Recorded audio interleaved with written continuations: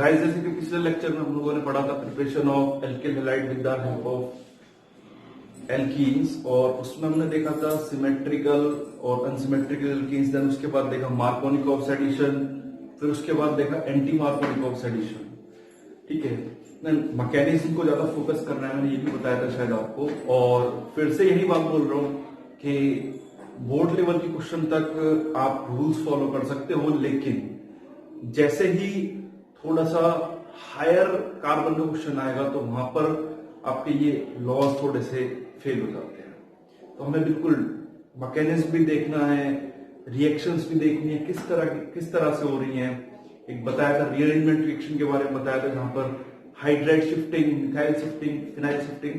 छोटा सा लेक्चर आज हमारा एक एल्कोहल की प्रिपरेशन से बना रहे हैं हम लोग एल्किल हैलाइड, और उसमें मैं यूज कर रहा हूं आज concentrate HCl plus anhydrous ZHCl। बहुत छोटे छोटे लेक्चर बनाने वाला हूं, और होप सो सभी को पसंद आए। कमेंट बॉक्स में कमेंट जरूर करें, लाइक शेयर सब्सक्राइब करना ना भूले वीडियो को।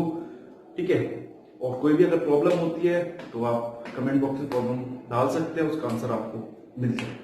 देखते हैं जरा method of preparation of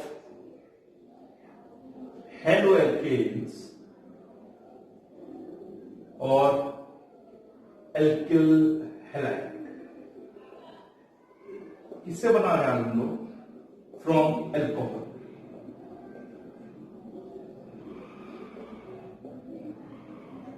alcohol का सिंबल होता है R सिंगल बॉन्ड OH, जिसमें कि ऑक्सीजन कैरी करता है 2 लोन पेयर ऑफ इलेक्ट्रॉन्स। और इसकी रिएक्शन अगर हम लगाते हैं HCl कंसंट्रेट से in the presence of anhydrous ZnCl, simply ये यहां से बाहर हो जाएगा और आपका बनेगा R single bond Cl। Alkyl chloride is form, alcohol alkyl chloride. ठीक है डियर। फिर दूसरा जो आपका ऑर्गेनिक का सेकंड चैप्टर है एल्कोहल फिनॉल ईथर, वहां पर ये एक टेस्ट के नाम से भी आता है ल्यूकास टेस्ट, जो कि डिस्टिंग्विश में यूज होता है इस चीज के लिए, to distinguish between primary alcohol, secondary alcohol and tertiary alcohol. तो ल्यूकास टेस्ट में जो रिएजेंट होता है आपका, ल्यूकास टेस्ट में जो ल्यूकास रिएजेंट है अल्कोहल के लिए यूज करते हैं, ल्यूकास रिएजेंट जो होता है आपका concentrate HCl plus anhydrous ZnCl।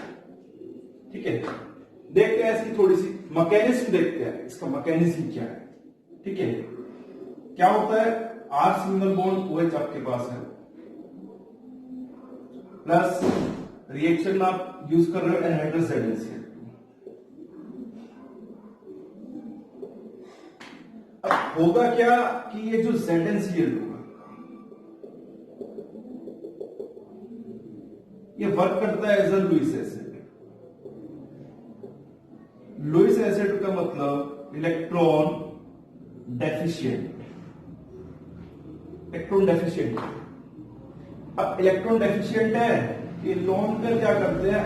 Coordinate bond form करते हैं ZnCl। बॉन्ड फॉर्म होने के बाद क्या बनता है?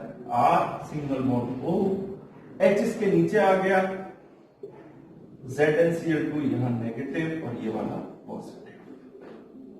अब इसके बाद क्या होता है कि ये जो ऑक्सीजन है ये ऑलरेडी देखो इलेक्ट्रोनेगेटिव है, लेकिन जैसे ही ये कोऑर्डिनेट बॉन्ड फॉर्म करता है ZnCl2 के साथ में, तो इसकी इलेक्ट्रोनेगेटिविटी और ज्यादा हो जाती है कि भैया एक तो पहले से ही 1 2 4 लोन पेयर थे इसके पास में, एक लोन पेयर इसने इसके साथ कोऑर्डिनेट बॉन्ड बनाया ZnCl2 के साथ, ये पॉजिटिव हुआ, ये नेगेटिव। अब इसके बाद क्या हुआ कि O पॉजिटिव जो है वो ज्यादा इलेक्ट्रोनेगेटिव है एज कंपेयर टू O के, तो इसने बोला भैया हमें तो इलेक्ट्रॉन चाहिए। अब तुम्हें अगर इलेक्ट्रॉन चाहिए तो R जो है वो एल्काइल ग्रुप है। क्या है बेटा? Alkyl group. एल्काइल ग्रुप का नेचर कैसा होता है? Electron donating. Electron donating nature होने की वजह से ये एल्काइल ग्रुप इलेक्ट्रॉन डोनेट करता है towards the OH। Electron donate करा, ओ पॉजिटिव ने बोला कि कंप्लीटली हमें दो इलेक्ट्रॉन दो। अब ओ पॉजिटिव ने जब इसे ओ पॉजिटिव ने इससे इलेक्ट्रॉन ले लिए सारे, तो क्या होता है, यहां तो बनता है आपका आर पॉजिटिव प्लस बाहर होता है यहां से ZnCl2OH। ठीक है, आर पॉजिटिव एंड ZnCl2। अब O पॉजिटिव मोर इलेक्ट्रोनेगेटिव था, उसने एल्काइल ग्रुप से सारे इलेक्ट्रॉन लिए, लेने के बाद ये बन गया R पॉजिटिव, मतलब ये बना कार्बोकैटायन। अब क्या होगा, जो रिएक्शन में आप HCl यूज कर रहे हो, ये देखा ब्रेकडाउन हो गया आपको H positive plus Cl negative. क्या होगा यहाँ पे, कार्बोकैटायन जो है वो यहाँ पे इंटरमीडिएट कवर करेगा,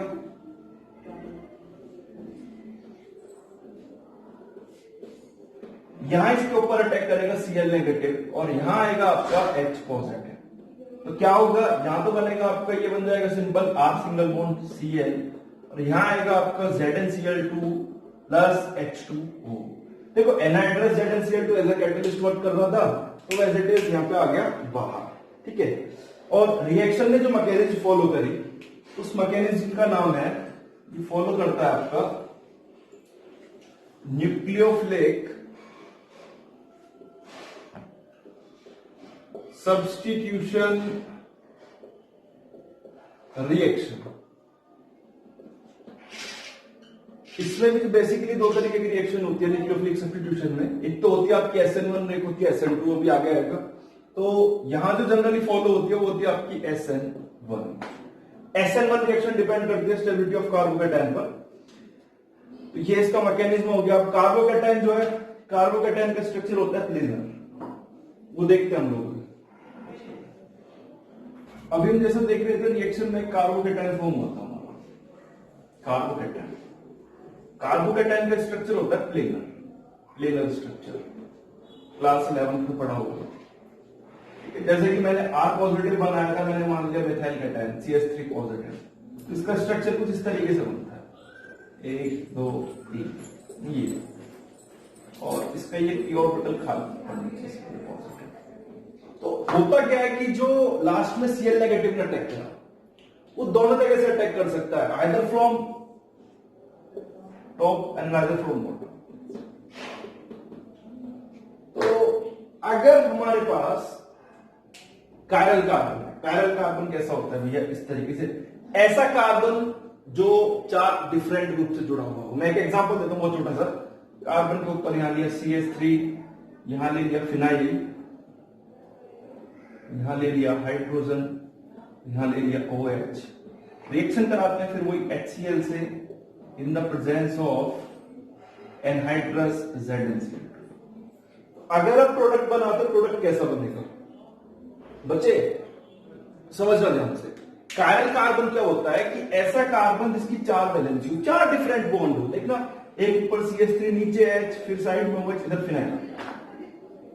रिएक्शन बिल्कुल वही होना है, OH की जगह आएगा Cl। प्रोडक्ट क्या बनेगा, ये बना दिया CH3, यहां Cl आ गया।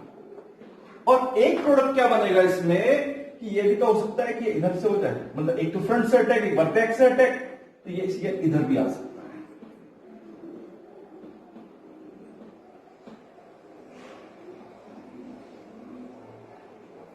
तो अगर फ्रंट से अटैक करता है तो ये कॉन्फ़िगरेशन आया। सेम देखो, न्यूक्लियोफाइल है दोनों, OH एक न्यूक्लियोफाइल है, Cl भी एक न्यूक्लियोफाइल है। जहां से हटा वहीं पर आके लग गया, तो उस चीज को बोलता है रिटेंशन। बिल्कुल सेम कॉन्फ़िगरेशन अगर ऑक्यूपाई कर रहा है, बिल्कुल ऐसे कैसे, और हो गया उल्टा कि भाई OH इधर था, फिर जो इनकमिंग न्यूक्लियोफाइल था वो उसके अपोजिट साइड में आ रहा है, बिल्कुल, तो मतलब उल्टा हुआ, तो इसे बोलते हैं इन्वर्सन। याद रखना, कार्बोकैटायन का स्ट्रक्चर कैसा होता है, प्लेनर स्ट्रक्चर होता है। प्लेनर स्ट्रक्चर होने की वजह से, इस प्लेनर स्ट्रक्चर की वजह से क्या होता है, न्यूक्लियोफाइल दोनों तरफ से अटैक कर लेता है, either from front side, either from back side. तो अगर आपके पास कभी भी कायरल कार्बन होता है, ये जैसे हमारा कायरल कार्बन है, तो कायरल कार्बन के केस में क्या होगा कि 2 प्रोडक्ट बनेंगे हमेशा। कैसे, एक तो रिटेंशन और एक इन्वर्सन। रिटेंशन क्या होता है कि बिल्कुल सेम कॉन्फ़िगरेशन, मतलब फ्रंट से अटैक हुआ मतलब OH हटा, उसकी जगह पे Cl आ गया, that is called retention. Same बिल्कुल कॉन्फ़िगरेशन ऑक्यूपाई करेगा तो रिटेंशन होगा। और अगर न्यूक्लियोफाइल अपोजिट साइड में अटैच हुआ मतलब बैक साइड से अटैक कर गया तो उस केस में होगा बेटा आपका इनवर्स। ठीक है, ये हो गया। देन आगे देखते हैं कि ल्यूकास टेस्ट किस तरीके से यूज किया जाता है डिस्टिंग्विश में अल्कोहल्स के लिए। देखते हैं बेटा इस रिएक्शन में बेटा क्या होता है कि जो रेट ऑफ रिएक्शन होता है वो डायरेक्टली डिपेंड करता है स्टेबिलिटी ऑफ कार्बोकैटायन। क्या भैया, मेरे पास 3 कार्बोकैटायन है, जैसे कि पहले लिया मैंने ये वाला CH3C, इसके ऊपर CH3 single bond OH, CH3CH, CH3 single bond OH, CH3CH2OH।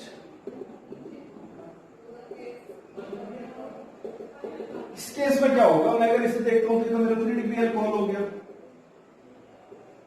यहां ये मेरा 2 डिग्री अल्कोहल हो गया और ये वाला हो गया मेरा 1 डिग्री अल्कोहल। देखो यहां ये वाला बॉन्ड ब्रेक होगा, ये निकल के जाएगा, ये पॉजिटिव 3 डिग्री कार्बोकैटायन बनेगा, यहां ये पॉजिटिव 2 डिग्री कार्बोकैटायन बनेगा, यहां ये वाला पॉजिटिव बनेगा तो ये बनेगा आपका 1 डिग्री कार्बोकैटायन। तो सबसे ज्यादा स्टेबिलिटी किसकी होती है हमारी 3 डिग्री कार्बोकैटायन। 3 डिग्री कार्बोकैटायन की सबसे ज्यादा स्टेबिलिटी होगी तो उसका रेट ऑफ रिएक्शन भी क्या होगा, सबसे ज्यादा होगा।